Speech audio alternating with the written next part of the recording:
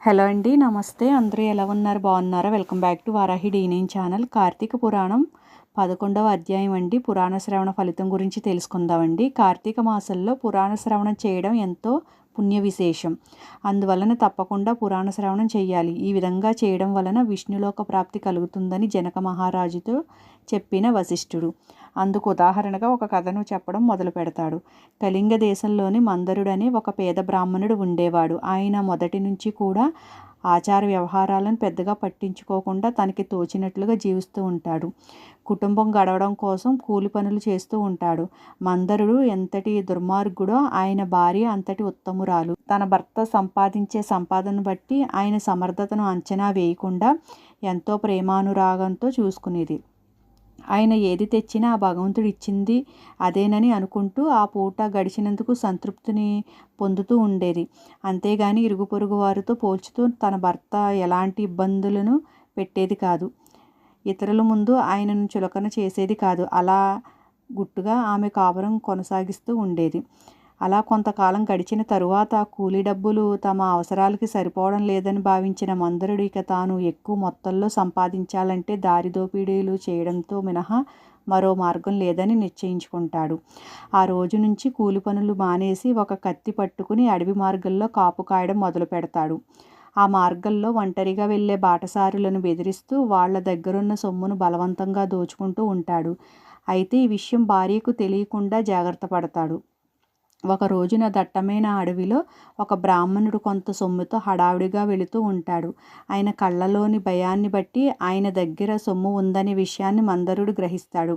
వెంటనే కత్తి చేతబట్టి ఆయన దారికి అడ్డుగా నిలబడతాడు. అలా ఆయనను చూడగానే ఆ బ్రాహ్మణుడు బెదిరిపోతాడు. తనని ఏమీ చేయవద్దని కోరుతూ తన దగ్గరున్న సొమ్మంతా ఇచ్చేస్తాడు.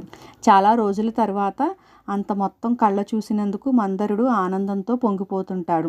అనునిత్యం అడవిలో తిరుగుతూ జంతువులను వేటాడుతూ జీవనం సాగిస్తూ ఉండే ఒక కిరాతకుడు అదే సమయంలో అటుగా వస్తాడు. మందరుడి దగ్గర ఉన్న సొమ్మును చూసి బలవంతంగా తన సొంతం చేసుకోవడానికి ప్రయత్నిస్తూ ఉంటాడు. ఆ ప్రయత్నంలో భాగంగానే ఆ కిరాతకుడికి ఇద్దరి బ్రాహ్మణులను చంపేస్తాడు.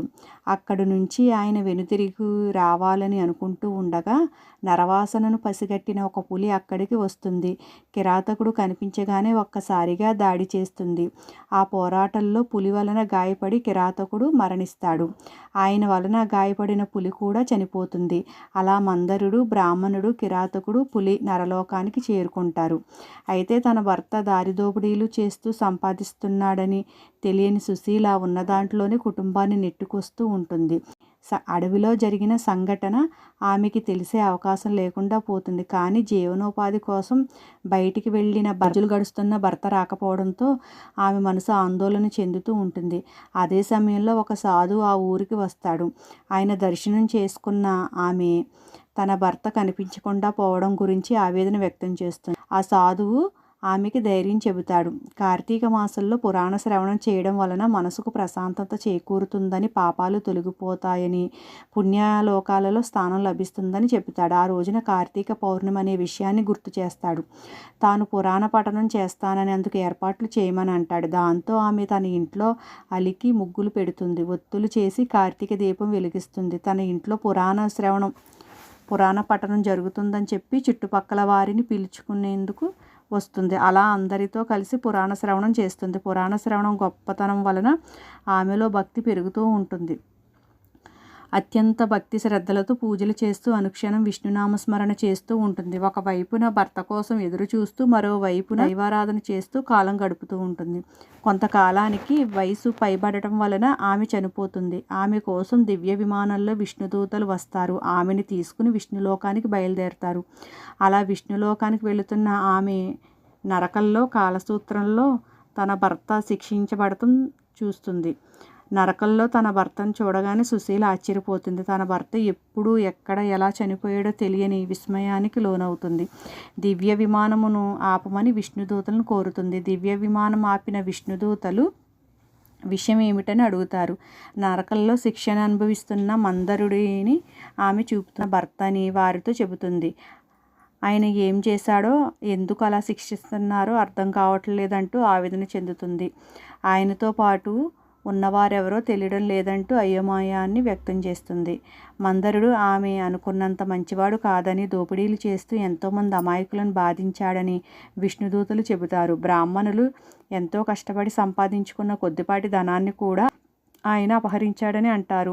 ఒక బ్రాహ్మణుడి దగ్గర ధనాన్ని సొంతం చేసుకుని అదే డబ్బు కోసం వేరొక కిరాతకుడి చేతిలో మరణించాడని చెబుతారు. ఆయన చేసిన పాపాలే ఆయనను నరకాన్ని తీసుకుని వచ్చాయని అంటారు. ఆ మాటలకు ఆమె చాలా బాధపడుతుంది. మరి తన భర్తతో పాటు శిక్షలు అనుభవిస్తున్న వారెవరు అని సుశీల అడుగుతుంది. మందరుడు చేతికి చిక్కిన బ్రాహ్మణుడు ఒక వంచకుడు. తన స్నేహితుని మోసం చేసి ఆ డబ్బుతో పారిపోతూ మందరుడికి చిక్కి ప్రాణాలు పోగొట్టుకున్నాడు. ఒక కిరాతకుడు ఎన్నో జంతువులను చంపిన పాపాలను మూటగట్టుకున్నాడు. అంతేకాదు బ్రాహ్మణులను చంపిన పాపం కూడా ఆయనకు చుట్టుకుంది. ఇక ఆ పులి అంతకుముందు జన్మలో ఆచార వ్యవహారాలు పాటించినందువలనే వీరంతా నరకానికి చేరుకున్నారని విష్ణుదూతలు చెబుతారు. తన భర్తతో పాటు మిగిలిన ముగ్గురు నరలోకం నుంచి విముక్తి పొందాలంటే ఏం చేయాలని విష్ణుదూతలను సుశీల అడుగుతుంది. అప్పుడు విష్ణుదూతలు పురాణ శ్రవణం గురించి ప్రస్తావించారు. ఆమె చేసిన పురాణ శ్రవణ పుణ్యం నుంచి నలుగురికి 4 భాగాలు దారపోస్తే వాళ్లకు నరకం నుంచి విముక్తి లభిస్తుందని చెబుతారు. దాంతో కార్తీక పౌర్ణమి రోజున తాను కార్తీక దీపం కోసం ఒత్తులు తీసుకురావడం, ఒత్తులు చేయడం, దీపం వెలిగించడం, పురాణ శ్రవణం చేయడం అనే 4 భాగాల్లో నుంచి ఒక్కొక్కరికి ఒక్కో పుణ్యాన్ని దారపోస్తుంది. దాంతో వాళ్ళందరికీ ముక్తి లభిస్తుంది. వాళ్ళంతా కృతజ్ఞతలు తెలియజే సుశీల విమానం విష్ణులోకం దిశగా సాగుతుంది. కార్తీకంలో పురాణ శ్రవణాన్ని అలాగే పురాణ శ్రవణం యొక్క విశేషాన్ని తెలుసుకున్న జనకుడు వశిష్ఠ మహర్షికి సభక్తికంగా నమస్కరిస్తాడు. ఓకే అండి, విన్నారు కదా. మళ్ళీ మరో వీడియోతో కలుద్దామండి. బాయ్ అండి. Thank you.